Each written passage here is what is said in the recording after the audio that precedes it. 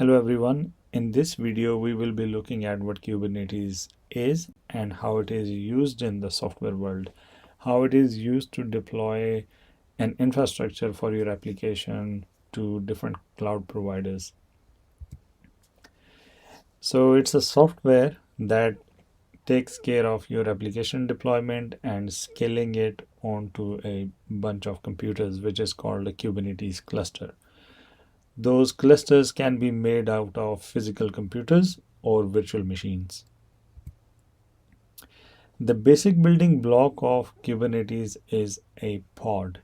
A pod is essentially an application that you put inside a container, and that container is then wrapped around a few more things, and then collectively we called it a pod. A pod adds a few things on top of container, which is labels and annotations. Labels are very useful. They are used by the other services in Kubernetes cluster to pick up what pods they want to work on. So if a label has got a label version equals 1, that pod will be picked up by that service. Restart policies, termination control, they are very self-explanatory. Security policies and more, you can configure security policies and whatnot in the pod configuration. So how a pod is created? This is the process. We write the code, we package that in the container image, for example, Docker container image. We wrap the container image in a pod, which means that we write the YAML representation of the pod, and we mention that this is the image that we want to put inside the pod, and then you run it on Kubernetes cluster. This is a typical YAML for a pod. We mention the API version. Everything in Kubernetes is done through an API, and the API server of Kubernetes exposes a REST API that is used to create pods, do things on cluster, get all the pods that are running on the cluster, and that API is basically the entry point of everything you can do on Kubernetes. The next thing is the kind. This is the kind of the object we are creating. Obviously, it's a pod. Metadata gives it a useful information. The name of the pod will be hello pod. These are the labels that we just mentioned. This pod will have two labels. One is zone and other one is version. And then, so this is the definition of the pod. These are the things that are basically wrapped around the container. And then under the spec, you have the definition of the container itself. So the name of the container will be this, hello CTR. Image where the container will be created from is provided here. You can have your registry configured with Kubernetes, and then you can provide your if you provide your account name and then the name of the image and its tag, it will pull that image from there. And then the what ports you want to expose on the container. And this is the visual illustration. Inside the pod, you have got this container, and pod adds these things on top. So the process of deployment of a container to a pod to the cluster is you define a YAML, you post that YAML to the API server. The API server authenticates and authorizes your request because it's an API endpoint. It will look at who is sending the request and if you are allowed to do that operation. Then the YAML is validated. It checks if the YAML you've created is fine, and then the scheduler deploys. Scheduler is another component that that looks at what pods are ready to be deployed, and it schedules them to be deployed on a node which is healthy. That means that has got enough resources available to entertain that pod. So a node can have one or more pods. So the scheduler basically looks at the cluster and picks up a node that can handle the workload of that pod.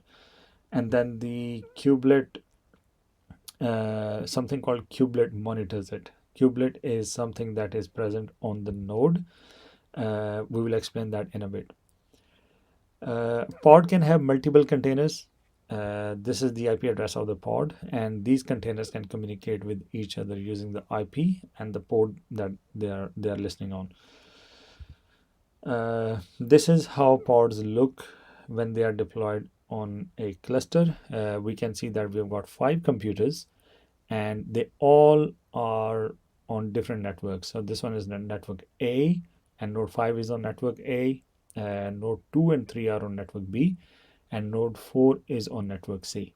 It's not necessary that this will be the case, but if this is the case, and you deploy your pods onto one or many nodes from these cluster, what will happen is the pods will have their own network. So say, for example, if this pod over here is deployed to node 5, and that one is deployed to node 4, and this one is deployed to node, say, for example, node 1, right? The pods will still be able to discover and communicate with each other because they have their own local network. So they are not dependent on the network of the node that they are running on. So what's inside a node? A node has got 3 things basically. A kubelet. A kubelet is a piece of software by Kubernetes that handles the node being part of the cluster. So it registers the node with the cluster and says that this node is actually part of that cluster. The container runtime, which is the process that is able to run containers like Docker container. Container D is, I think it's provided by Docker, is a runtime that can run, that can help run containers on that machine. Network proxy is a piece of software that handles the networking part of the overall implementation. This is a worker node basically, and we can deploy pods onto this node. And now we have seen what a worker node looks like. Now we have looked at what the worker node is. What we want to look at now is this image here. This is the Kubernetes official documentation. The Kubernetes cluster is divided into 2 parts. One part is called control plane, and the other part is called data plane. The control plane is a bunch of computers from within the cluster that is used to run the services needed for the Kubernetes to function. So if you have, say, a cluster of 10 computers, we can say that 3 computers from those 10 computers are control plane. That means they run the services needed by Kubernetes, and the remaining 7 will run our applications. That is the data plane. In the control plane, we have API server. API server is the API that we hit to do anything on the Kubernetes cluster. We have etcd, which is the data store where all the configuration that we post to Kubernetes is stored. All the information about the what the cluster is, what pods are there, what deployment controllers we have, everything that is related to configuration of our cluster is stored in that data store. Scheduler is a component that schedules new pods onto healthy nodes. So this is all basically the brains of the Kubernetes cluster. The other part, which is the data plane, is just computers that will run our pods. Every node has got a kproxy and kubelet that we just explained. And then the third part in here will be the pods that we deploy to these nodes that run our application. Okay, pods are immutable. It means that they cannot be updated. They shouldn't be updated. The purpose of the pod is to just run the application, and if there is something wrong with the application or the pod, it will simply be destroyed and a new one will be created. They can also be short-lived, means that if a pod is doing something that is temporary, for example, it needs to run a bad job and the pod will be created, the container will be created, the application will run, and when it has done its job, the pod will be destroyed. kubectl is a command line tool. Anything you want to do on Kubernetes cluster will be done through kubectl command. For example, if you want to get all the pods, you just run kubectl get pods, and it will give you all the pods running in the cluster. Kubernetes namespaces are a way to partition your cluster logically. So the biggest use case is if you want to create 3 different environments, your development, your testing, and production, you can use namespaces. You can create a namespace with name dev, a namespace with name test, and a namespace with name production. Namespaces are also useful if you have multiple applications that you want to deploy on a cluster. So you can maybe create a namespace for each application. It really depends on what scheme you develop to use namespaces, but they are basically a tool that you can use to logically divide your cluster. Deployment is a way to deploy your pods to the cluster.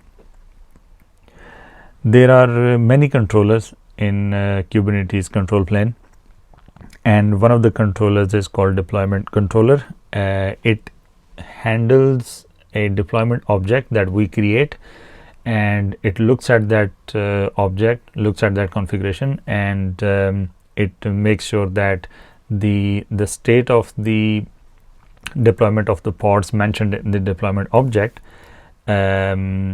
is kept all the time as it is expected. Or in the Kubernetes way, there are 2 states. There is observed state and there is desired state. Desired state is the state that we mention in the config, and the observed state is the actual state of the cluster. And the deployment controller basically its job is to make sure that the observed or the actual state is always identical to what we have mentioned in the configuration, which is the desired state. This is a deployment YAML. The deployment YAML has got obviously deployment. We give it a name. Replicas 10 means that it will deploy 10 pods, 10 identical pods, and it will make sure that they are up and running all the time. Selector is hello world, so it will pick up the pods that has got a label name app and its value is hello world. Minimum ready seconds is the amount of time that it will wait after creating a pod and see that it's up and running for that period of time before it goes on create a new one. Strategy is the deployment strategy. Now we have mentioned rolling update, and it basically depends on these 2 things. The max unavailable whose value is 1, it means that when we are rolling out an update, if we have an application running in 10 pods and now we have an updated version of that application that we want to deploy, it will destroy 1 pod out of those 10 and create a new pod with new application and replace that with the new one, and then it will go on to the next one and it will repeat that process for 10 times to replace all the pods. Now if we have mentioned max unavailable 2, it will destroy 2 pods and create 2 new ones and replace those 2 with the new ones. So this is the configuration that you can choose according to what your needs are and how it best fits your needs. So you can choose this configuration according to your needs. And then we have template. Template is basically the template of the pod. For the pod, we have just given it a name, hello world. So this label is used here to pick up that pod, and then the spec has got the container details. This is the image name. This port should be open, and then hello pod is the name of the container. There is something in between deployment and pods. It's called replica set. It's replica set that is actually responsible for scaling and healing, right? And this part over here from replicas all the way to min ready seconds is a separate type of object. It's called replica set. So replica set is basically is a thing that performs the actions required for scaling and self-healing. Now we have seen at deployment, we have seen at pods, we have seen how deployments are used to deploy pods. But how about if we want to access an application that is running in a pod? That's where service comes in. Services are used to access our applications deployed to the pod, and they have stable IP address, stable port, and stable DNS. And the reason for that is we have said that pods are temporary, they just come and go, and we can't use their IP address to access the applications. That's where service comes in. It load balances the pods or that are running your application. So basically what you do is you hit the service rather than the pods, and the service sends the request to a healthy pod and gets you the response back. Here on the right we have the YAML representing a service. We are creating a service object that will be handled by service controller. Metadata is the usual stuff. In the spec we have the type of the service. We have mentioned NodePort here. There are two other service types that are used widely that we will explain that in a bit. And then we have mentioned the port. This is the port where the requests will be sent to the pod, and the NodePort is the port that will be opened by the service to the outer world. So here we can see that the service is load balancing between these 4 pods, and the client hits the service. Here's the selector part of the configuration. How does a service know which pods to load balance? It depends on the labels. So these 3 pods have got these the labels zone and version, and they will be matched, and this service will pick these pods to send requests. There are 3 different types of services that are widely used. ClusterIP is the type of service that is used within the cluster, so you can't access that service from outside the cluster. If an application that is running in a pod needs to access another application that's running in another pod, it can hit the ClusterIP service that is load balancing the other application pods, and they can interact in that way.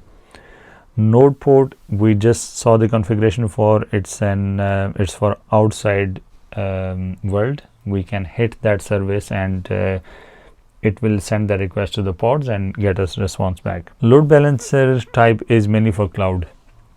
So when you deploy this kind of service onto a cloud provider, it will provision that cloud provider's load balancer, for example NGINX in AWS case, and that load balancer will be able to load balance your requests.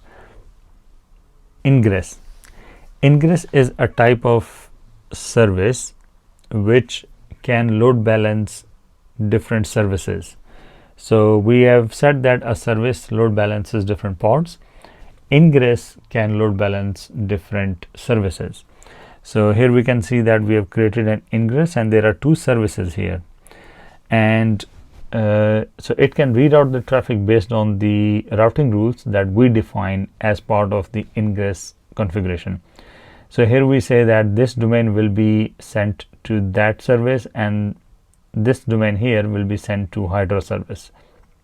And then it has got also the path configuration that if a request like this comes in, we are sending it to Shield service, and if we have /Hydra in the URL, then we are sending it to Hydra service.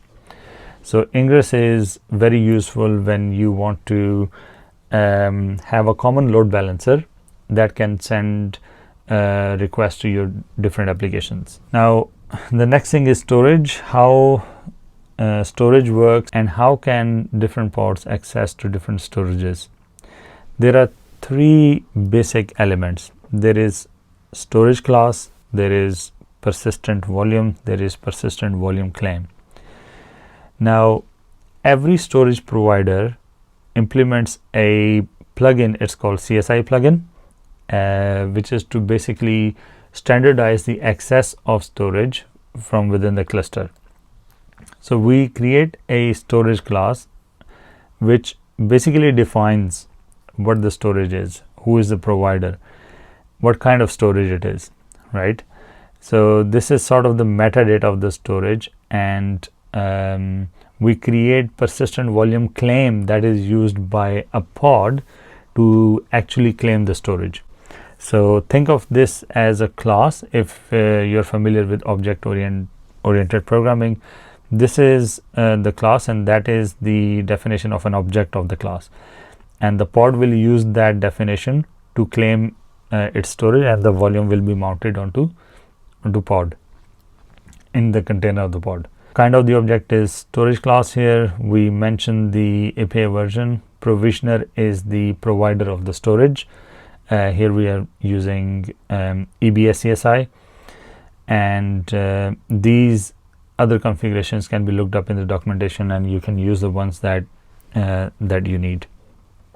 Persistent volume claim is the actual object. So we mentioned the name of it that we'll be using in the pod, and then access mode, read write once. There are two more access modes. Again, look in the documentation and see which one you need.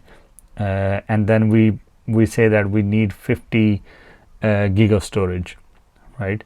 And then the storage class name is fast local, which is this one here. So this storage will be created based on that storage class, and then this persistent volume claim will be mentioned here in the pod definition.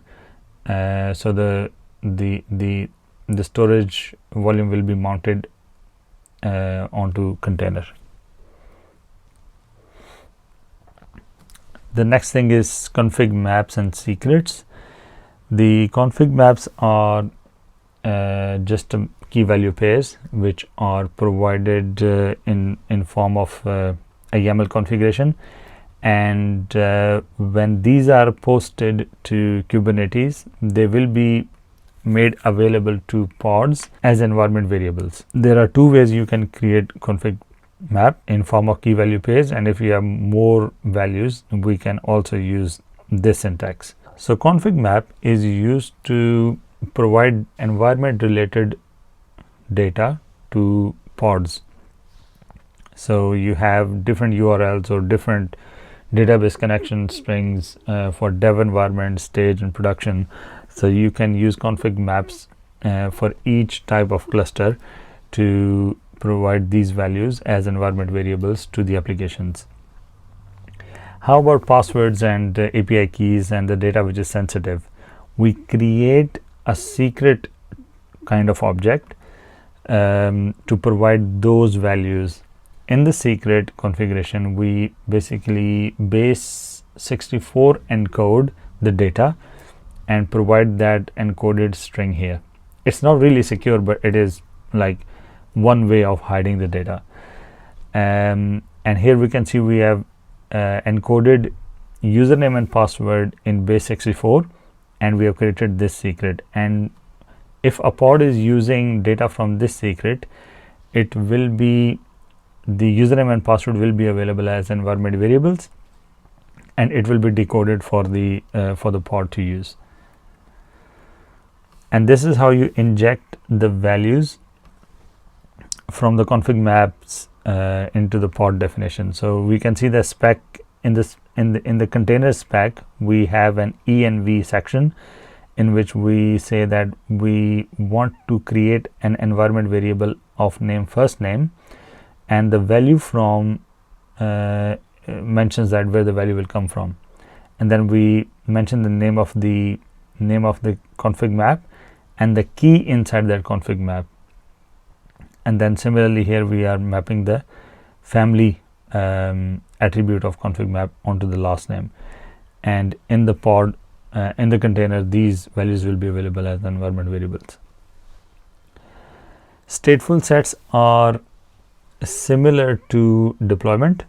and they deploy pods and they manage the number of pods. They are different in one way that they are they create the pod names in a very predictable way.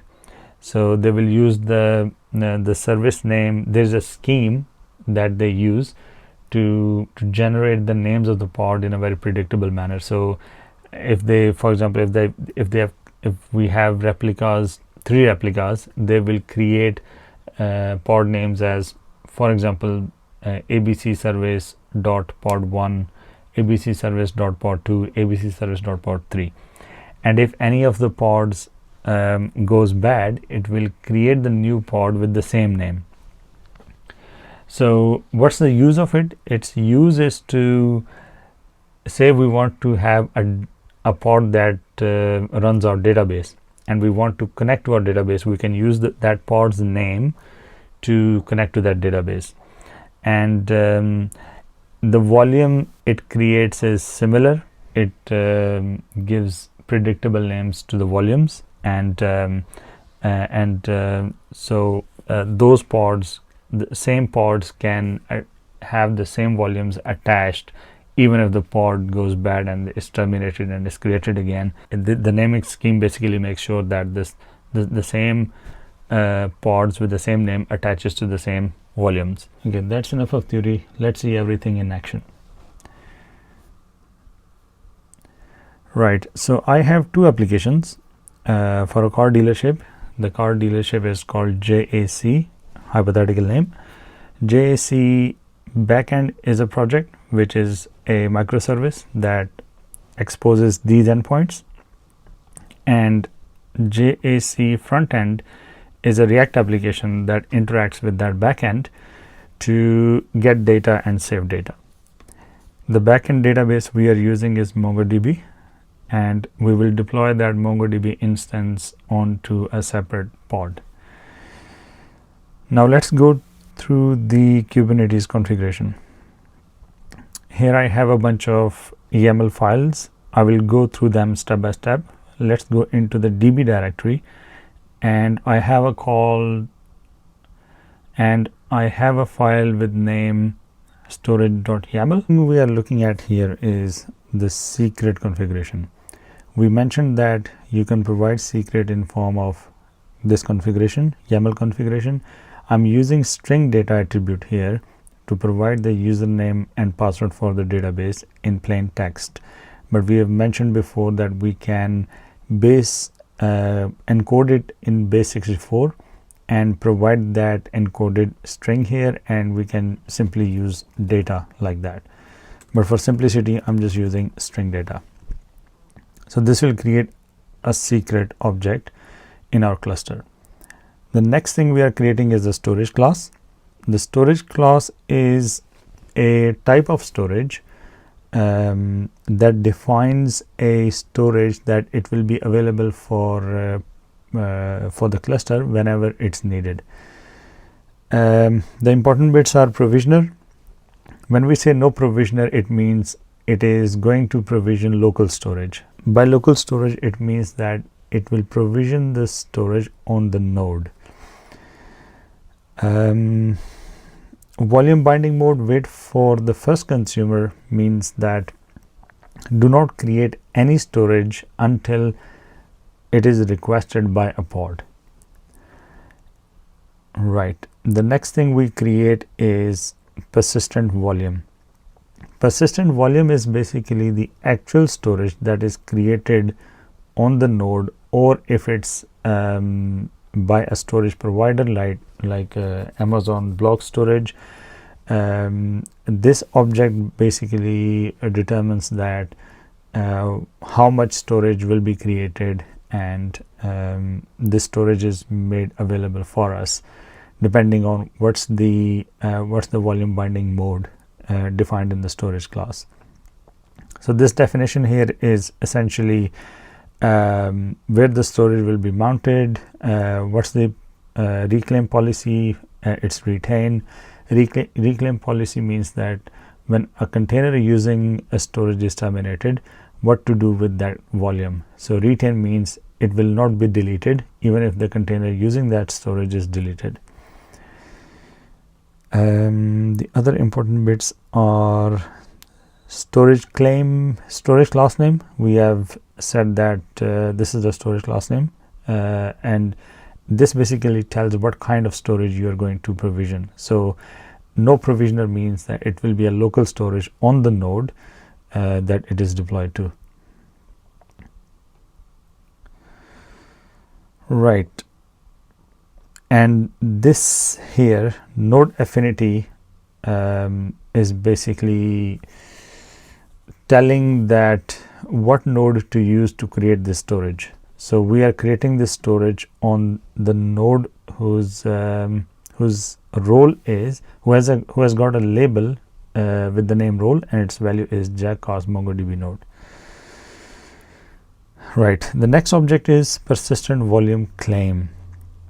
Now this object is used by a pod configuration, and it has to match this configuration over here. So a pod will say that this is my persistent volume claim. It's like a request to a persistent volume to get a storage for a pod. We give it a name, jackass pvc storage class name. Again, this is the class name we have defined above. Access mode is read write once. This access mode is also used as a label to match the persistent volume claim with the persistent volume here. And then the storage, it needs to match what we have defined in the persistent volume. So this will be mentioned in the pod configuration, and this will match with the persistent volume, and it will be created when the pod requests for the storage for the first time, because we have mentioned wait for the first consumer in the storage class. The next thing is StatefulSet. StatefulSet is equivalent to deployment, but the only difference is that it will give predictable names to pods. In the spec, we will mention a service name, and I will explain what this service is and what it does in a bit. Replicas is 1. We just want one pod running the database. Selector is what pod to select. So this pod we will define at the bottom of the this configuration file. And here is the template of the container that we want to deploy. So we provide the metadata, we give the pod that role, which will be selected by the service, and then in the spec we have got a node selector. Node selector means that this node should be selected for the pod, and then we have got the container definition. We give its name, image is Mongo, and then these are the environment variables being injected into the container. We have got the database names. Its value is hard coded for now for simplicity. We've got the username. Its value is coming from the secret ref. The secret name that we have created is jackass Mongo secrets, which is up here. So we are referencing that secret as a name here, and the key we want from that secret is username, that is defined here. So that username will be injected into this environment variable. Similarly, we inject password, and then we mount volumes. The first volume we are mounting is it's called secret volume, and the mount path is etc mount db secret, and it's a read only. You can't update that once it's created. And then the second one is MongoDB data, and mount path is data/db, and this mount path is basically the mount path that we have defined in the persistent volume. And then we specify the volumes that will match these volume mounts. The name is secret volumes, and then the secret name we provide is this one here, and then the name is MongoDB data, and persistent volume claim is jackass PVC that we have defined up here in the persistent volume claims. Now notice that what is common between these two sections, the volume mounts and volumes. If you look at this name here, it is matching with that name. So what we are saying is mount these secrets onto this directory, and if you look at this one here, it matches that name, and we are saying that mount the PVC, that storage, onto this directory here. And then the next one is a service. Why we need a service? We need a service to get the IP address of the pod. We know that this pod is long lived because it has got a predictable name. So we create a headless service. By headless service, what we mean is it is a cluster IP service, but we say cluster IP none. That means that it will create a service and it will create the endpoints. By endpoint means it will have a collection of the IP addresses of the pods that it is load balancing, but it will not have an IP address for the outer world to hit it. Why do we do that? We do that to access the IP address of the pod that is running the database, so that we can use that in our application to access the database.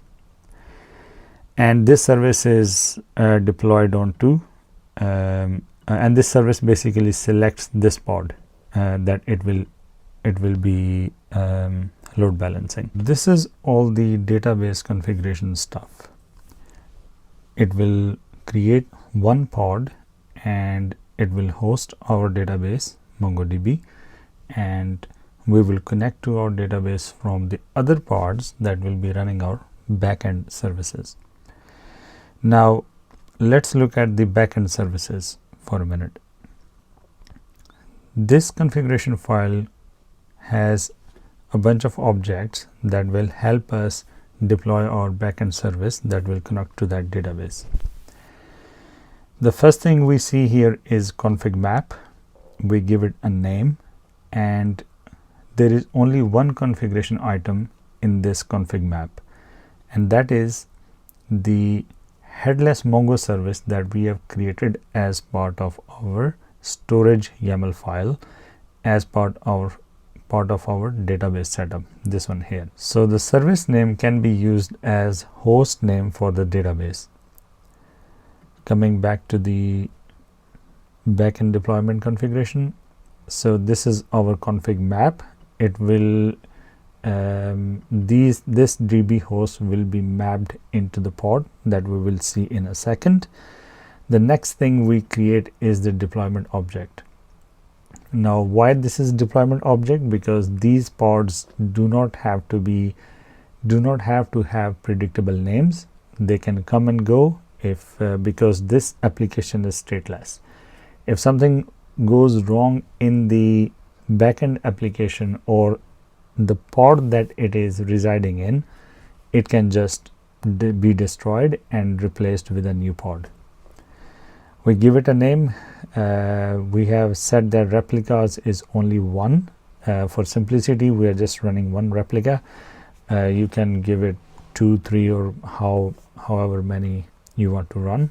Selector selects the pod that it will deploy, and then revision history limit, it can go back 5 steps. Minimum ready seconds, wait 10 seconds for the newly created pod and then create the next one. Strategy is rolling update that we have discussed in previous sections, and then we have got this template here. Now this is the pod template.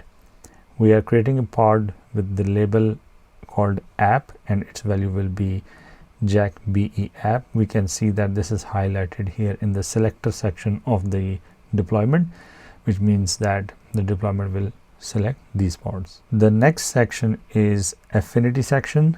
affinity section basically helps us to define some rules. For example, this rule here is node selector terms.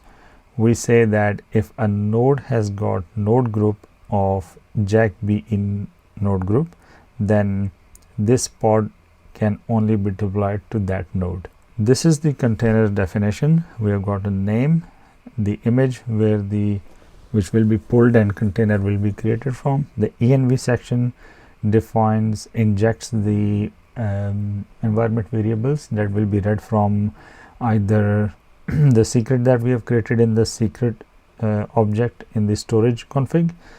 Let's go back and see these ones here, or this one here that is created in the jack cause be config, which is the config map up here, right? Username, password, and db hostname will be available for the container as environment variables with these names: Mongo username, Mongo password, and db host. The next thing we are creating is the service, so that we can hit the pods from the outside world. We are calling the name, we're calling it jackbesvc, type is ClusterIP, so that we can hit it from outside. We will hit the service at port 80 and the target port is 3001, which is the port that our container will be listening at. And then the selector section selects the name of the pod that it will load balance, which is up here in the template. We similarly look at the front end application deployment config. Similarly, we have a config map. There are a bunch of endpoints. These are basically, so this is the domain that we'll be using for Ingress. I'll show the Ingress configuration in a minute, and these are our URLs for the backend service that we can hit. Again, the deployment service, we similarly define the affinity rules to say that these pods will only be deployed to the nodes that has got node group as jack fe node group. And then the container definition is here. It is using the same image, but it's a different tag, so that's going to be a different application. And this is another way of injecting config map. You simply say env from, and then you say config map ref, and give the name of the config map that you've created. So what it will do is it will take all of that and inject these as is with the same names into the container as the environment variables. And then similarly we create a cluster the service that will load balance these pods, and the port for this application is 3000. The port for this service is same as the backend service, which is 80. Let's look at Ingress configuration. We talked about Ingress, that it can load balance between multiple services. We give it a name, and then we specify the rules here in here. Ingress class name is NGINX, so it will load the NGINX load balancer when we deploy it to the AWS. Now this is the rules. So if the host is jackcast.com, if the request is coming from this domain, then what it will do is it will forward the traffic to jack fesvc, which is a front end service that we have defined over here, this one here, that is load balancing the front end pods.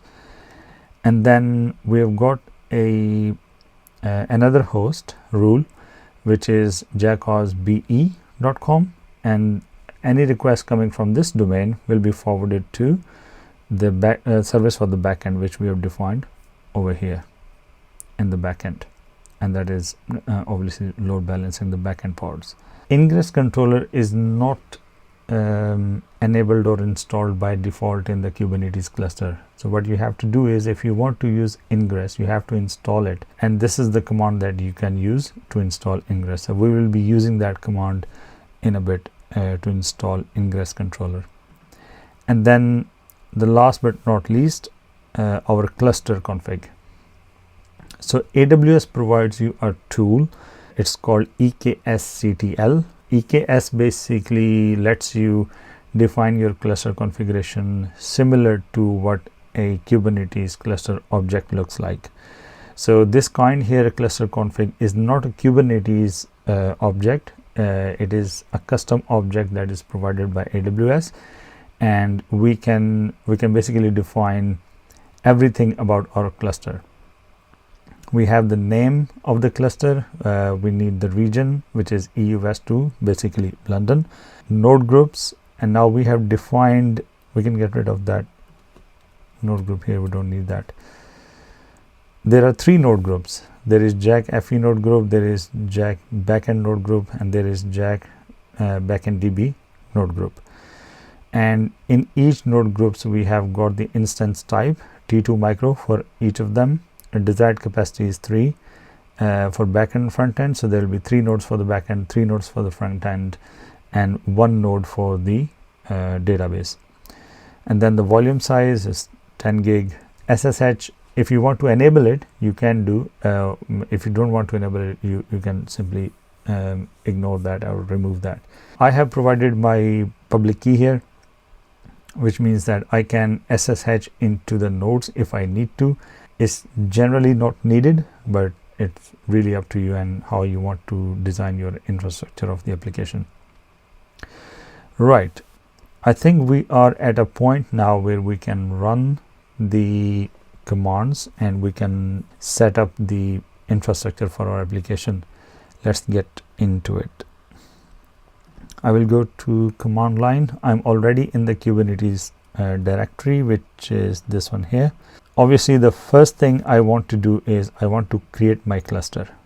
So I will use the tool that is provided by AWS. I will say eksctl create cluster -f cluster.yaml.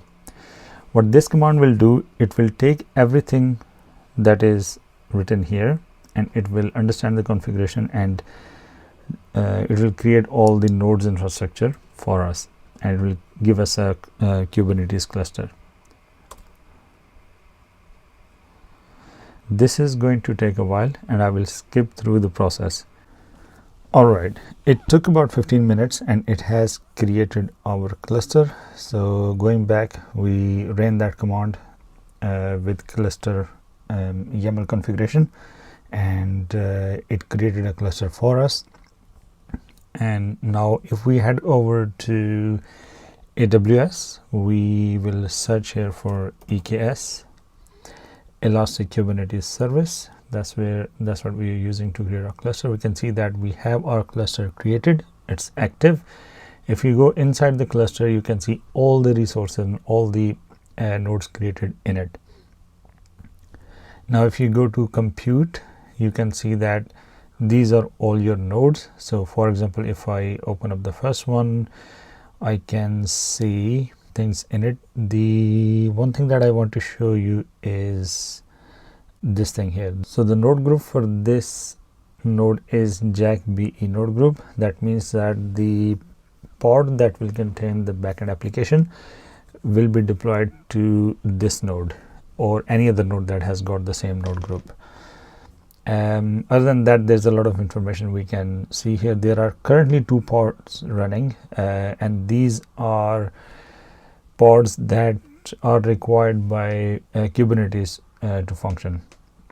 So at the moment, we have 6 nodes. They some of them will also behave as the control plane, and the others will contain the pods that are running our application. Right, so we go back to cluster, and now going back to the command line again. The next thing I want to do is I want to first of all create the storage. So I want to set up the database first of all. So let's go ahead and create the database pod. Now from here on, I will be using kubectl, that is the Kubernetes command line tool, to create everything. because now we are doing everything inside the Kubernetes cluster. Apply -f, and then the name of the file that we are going to run is storage.yaml. Let's run it. Now here we can see that it has created the secret, it has created the storage class pvc, stateless Mongo deployment, which is a StatefulSet, and then the Mongo service. Now what we can do here is we can actually look at these things. kubectl get, let's see the pods first. So we can see that this pod here, jackass stateful Mongo deployment 0, this is the name of the pod, and if this pod is destroyed and it creates a new one, it will have the same name. So that's why having the predictable pod names is beneficial in case if you're running the DBs on it.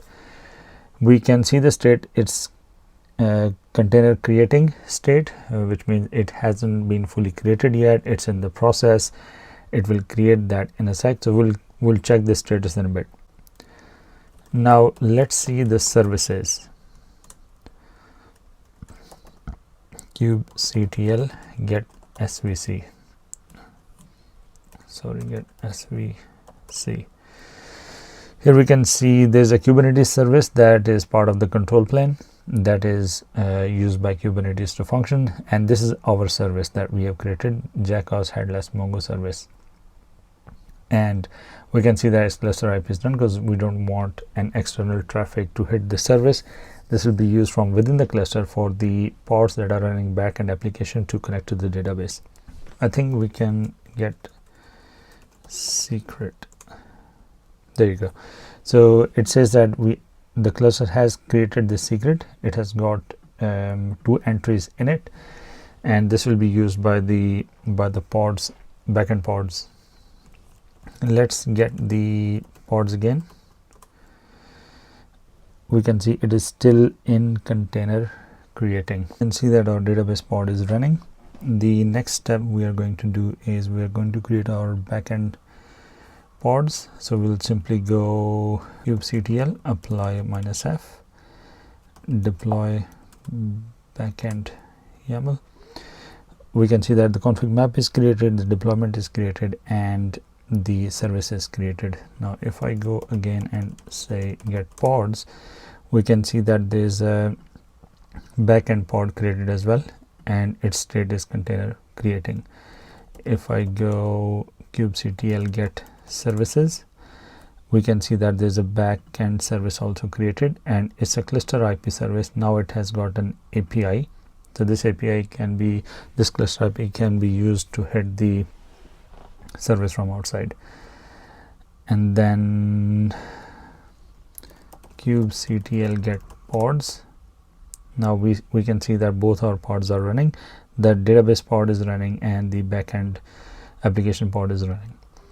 Now the next thing I will do is run the front end file and create the pod for the front end.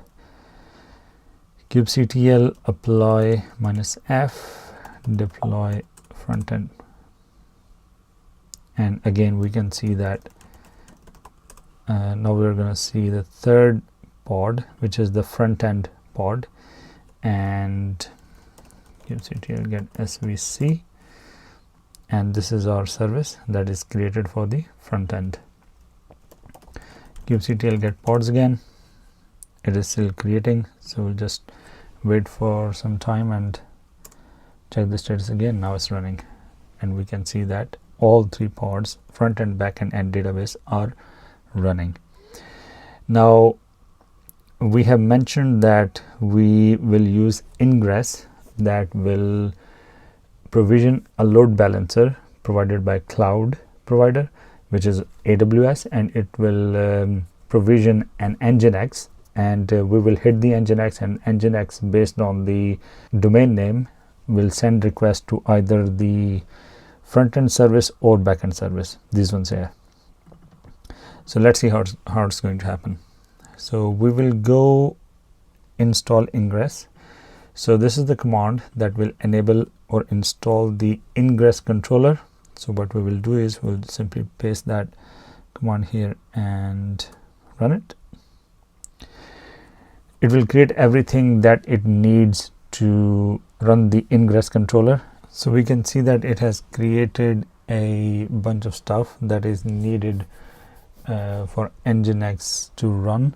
So we can see here it has created the Ingress class.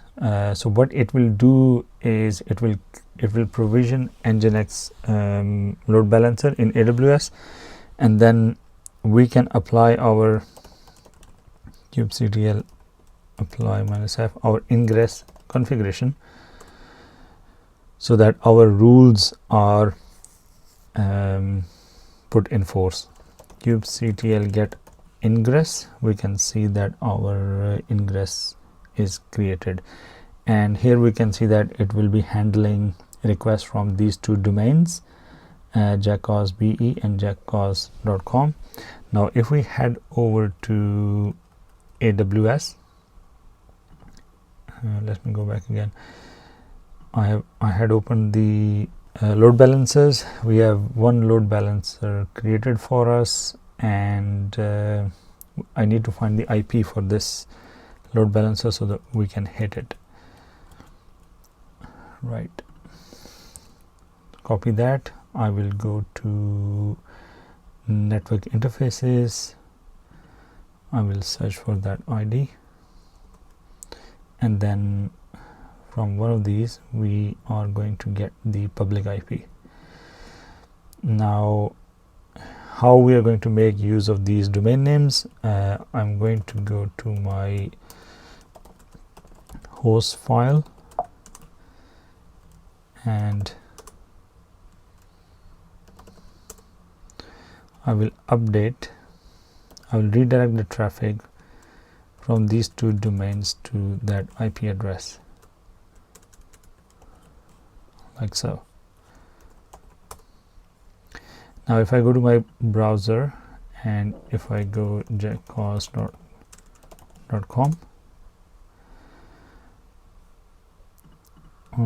maybe there's an application error here. If I go to any other URL, there you go, you have your application running. Now we know that the front end is working. Let's try to save some data into the database. Anything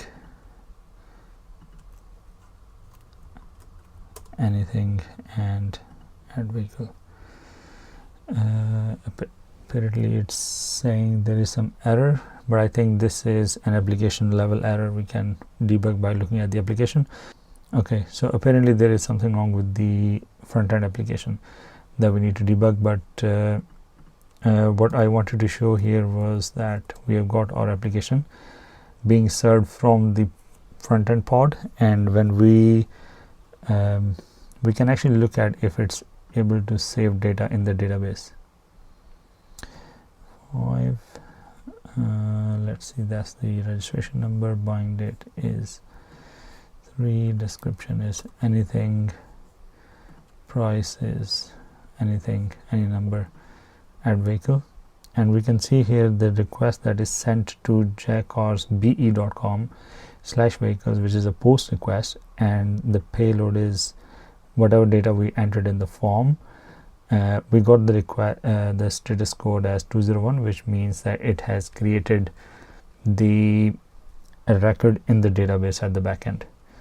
So there you have it. This is how you create your application infrastructure with just a few commands, and you have your application up and running in the cloud with no time. And similarly, if you have your updates, for example, when I fix this bug, I will just run one command.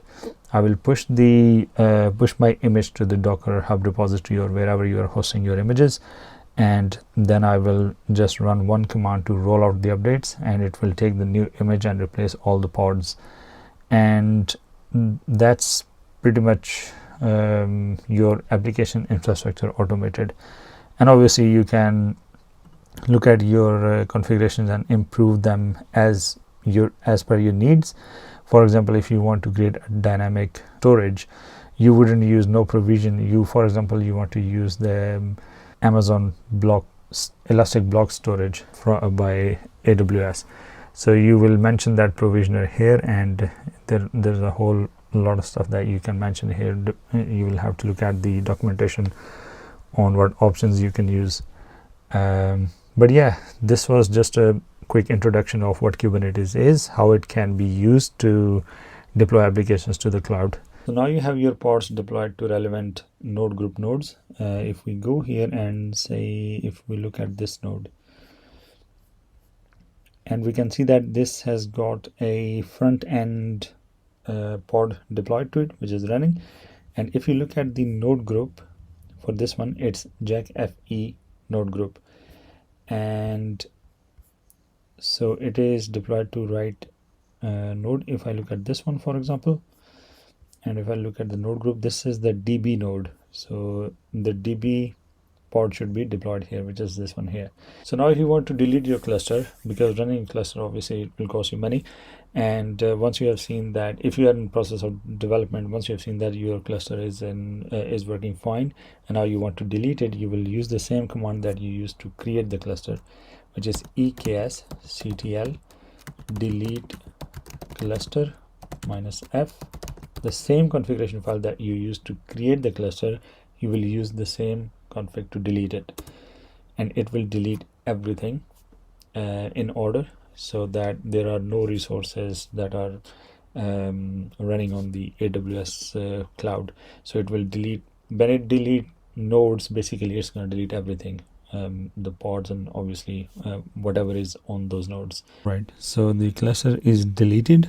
As you can see, we issued a command right here to delete the cluster, and it just went through the same process to delete the node groups and everything, the control plane and the other node groups from the cluster, and all the resources that were provisioned from the AWS, they are now released and deleted. Now if you go back to AWS console, and if you go to Elastic Kubernetes service, you can see there are no clusters here. Similarly, if you go to load balancers,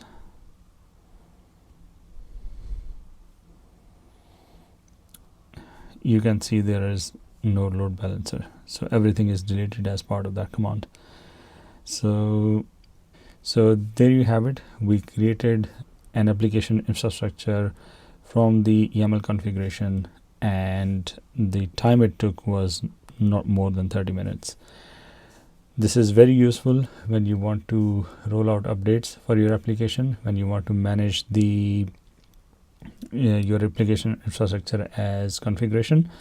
And let me know about your thoughts in the comments below, and I'll see you in the next one. Bye.